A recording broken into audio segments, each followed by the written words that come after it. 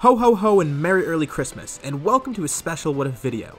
This isn't actually Salad Saiyan speaking, it's Santa Claus. I've traveled all the way from the North Pole and convinced Salad to let me make a what if for the day. And I did so by convincing Salad to let me get access to his YouTube channel. And if you're wondering why I sound like him, don't question it. Anyways, I bring the gift of a brand new what if, one that a lot of you suggested to Salad, and something that I think could be loosely tied into Christmas. You're probably looking at the title like, how does Frieza getting killed relate to Christmas at all? Well, my reasoning is kinda dumb, but let's just roll with it.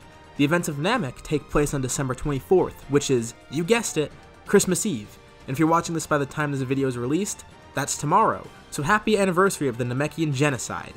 For this occasion, I've got a pretty simple goal for this video. Let's see if we can hit 1225 likes, because 1225 is Christmas. Ho ho ho. Okay, skid aside, let's get into the actual what if for itself. I didn't really want to do a Santa impression for the whole video. Let's set up the scene. We begin on Namek, where Goku is charging the Spirit Bomb against Frieza. Maybe he charges it a little longer this time. Maybe he gets a little more energy. Maybe Frieza couldn't resist it as well. Maybe it's a combination of all those and then some. Who knows? But for the sake of the scenario, Goku launches the Spirit Bomb, and he pushes it towards Frieza, with Frieza desperately pushing back against it. His efforts are futile though. Instead of being just injured this time, he suffers a similar fate that Boo did. This time, the Spirit Bomb is stronger and begins to disintegrate the Emperor. First his hands, then it moves to his arms, and suddenly, Frieza has no way of resisting. The Spirit Bomb swallows the Emperor, turning him into nothingness. Goku catches his breath, now being completely out of stamina, and reunites with Piccolo, Gohan, and Krillin once more. They've done it. They actually won. Frieza doesn't pop out of the crater this time. He's dead, so he's not going to be standing up again. Goku is glad that it went well, although he's kind of conflicted about having to use this against Frieza and having killed him this time. The group then goes to find Bulma and fills her in, now being victorious. With everyone celebrating, King Kai is able to get into contact with Goku now, and they prepare to plan for whatever's coming next. He informs Goku that on Earth, the 7 Dragon Balls have been gathered. Without the rush this time, King Kai is about to order the wish to be made to revive everyone, but he hesitates because he realizes that wishing everyone back would mean Vegeta gets revived as well. While Goku would probably want Vegeta back, everyone else is most likely going to see him as a liability. After all, he was partially responsible for slaughtering a lot of the Namekians, as well as attacking the protagonist and kinda meddling with their plans a bit. So this time around, the wish is made specifically to bring back all the Namekians killed by Frieza, rather than just saying revive everyone killed by Frieza. Vegeta will stay dead, at least for the time being. Goku would be the only one who wants him back right now. I'm sure people like Gohan, Krillin, Piccolo, and everyone else on Earth, doesn't seem likely for them to want Vegeta to come back. This wish in turn brings back Guru, albeit briefly. This means they'll have one more wish, and they bring back Yamcha first like normal. Sadly though, Guru dies, although Mori takes his place. And Guru is actually pretty happy. He's glad that his people are just safe now, that's all he really wanted. Since they have to wait another 3 months to revive Tien and Chaozu, the Namekians offer to help as a sign of gratitude. When the Dragon Balls return in 3 months, the Namekians will make sure to make a wish to bring Tien and Chaozu back. Goku and his crew end up returning back to Earth, and on the ride back, hey, it's Christmas. It kinda sucks that they can't celebrate it at home, but Bulma throws a little Christmas party on the ship. There, now the video is a Christmas video. We have a Christmas party in it, whole celebration. It's all great, very merry, very festive, all that stuff. With Yamcha being the first one revived, Bulma gets to see him again when they're back on Earth, and she's glad that he's back. After some time, the Namekians also wish back Tien and Chaozu, and eventually use the future wishes to hide Namekians like normal. So as of now, there's 3 major changes. After returning back to Earth and now getting into a period of peace, these are the big changes. 1. Goku never unlocks Super Saiyan, and he doesn't know of the transformation as of now. He only knows about what Vegeta said about it, and he doesn't know that there's actually a transformation for it. 2. Vegeta is dead, and I don't think I really need to explain why that's a big deal. 3. Goku never goes to Yardrat, so he's back on Earth training with everyone, and he doesn't have instant transmission now. These changes will drastically affect the story as we'll go on. Over the next period of time, life is pretty normal actually. Goku's back home, and he continues his training, focusing on Kaioken and improving that a bit. Even without Super Saiyan, he's still fairly strong. Eventually though, they end up facing a new enemy. Far off in space, King Cold gets word of his son's death. And yeah, he's pissed. Angered now, he he seeks out the person who killed Frieza, and he sets his sight on Earth. He spares Namek and its inhabitants for now because they weren't actually responsible for it, and although it's only by a little amount, King Cold has been shown to be more merciful than Frieza. But unbeknownst to him visiting Namek at all is what causes the Namekians to actually wish to hide themselves, so they're actually safe for now. Soon enough though, King Cold is able to track down the person who killed his son, Goku.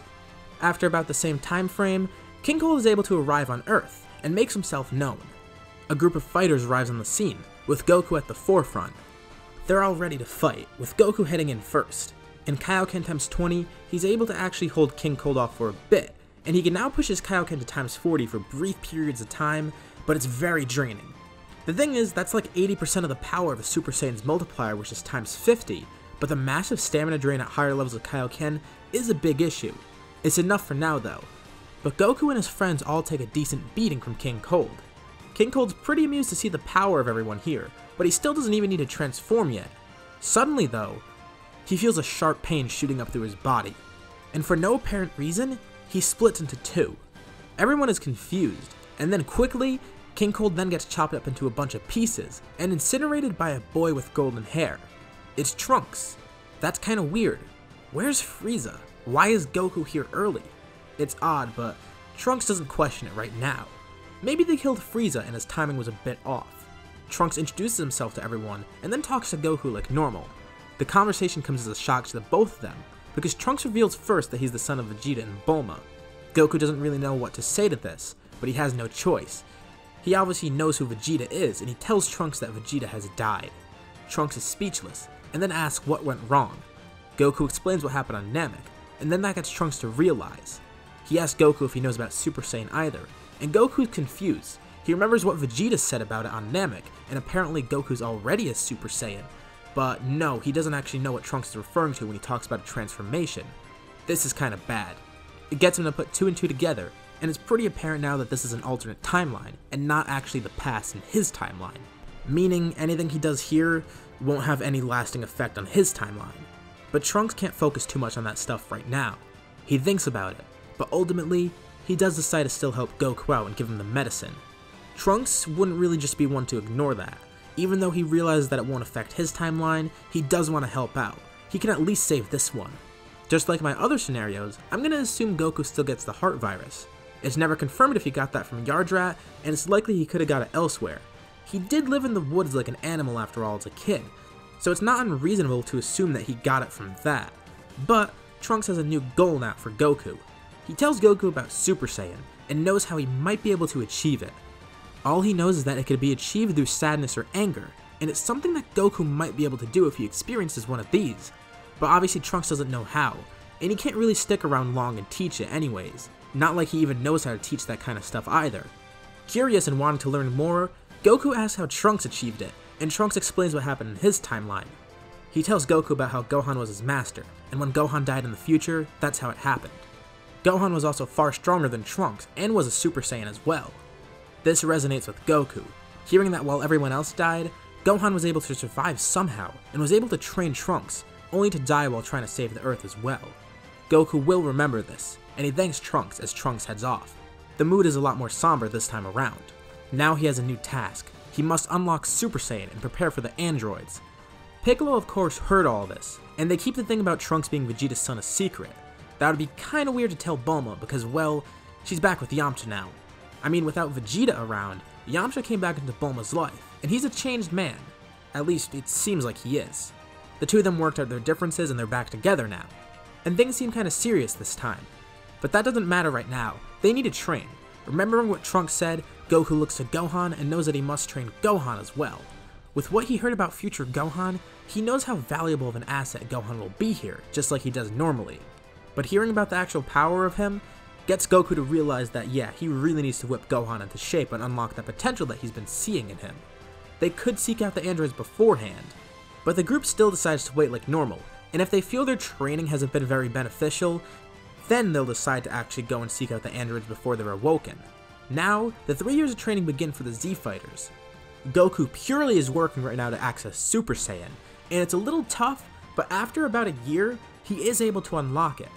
In terms of power and everything, I mean, he didn't get the training on Namek and he wasn't a Super Saiyan before, but the training he did before King Cold arrived, and that beating that he got from King Cold gave him a Zenkai, so now he's actually pretty equal in his base form to where he would be around this time in the original story.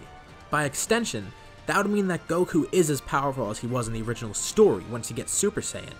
While they do want to focus on training Gohan, Goku realizes that it's much more important to get Gohan to actually access Super Saiyan first, rather than trying to train him. He's already had sufficient training and experience, and they could work on it more later, but now he actually wants Gohan to access Super Saiyan because it'll be a huge help. Once Goku gets it, he realizes how strong it is, and that's why he thinks it's so important for Gohan to get it next. Piccolo helps him out, and the two of them try to give some intense training to Gohan, since Gohan wants to unlock it as well, and he thinks that's the only way it'll actually happen, so he gets a lot more serious here. Of course, the humans are still training as well. Chaozu sits this one out, but Tien, Yamcha, and Krillin all train very hard, and they get exceptionally stronger here. Piccolo also sees a great increase in strength as well.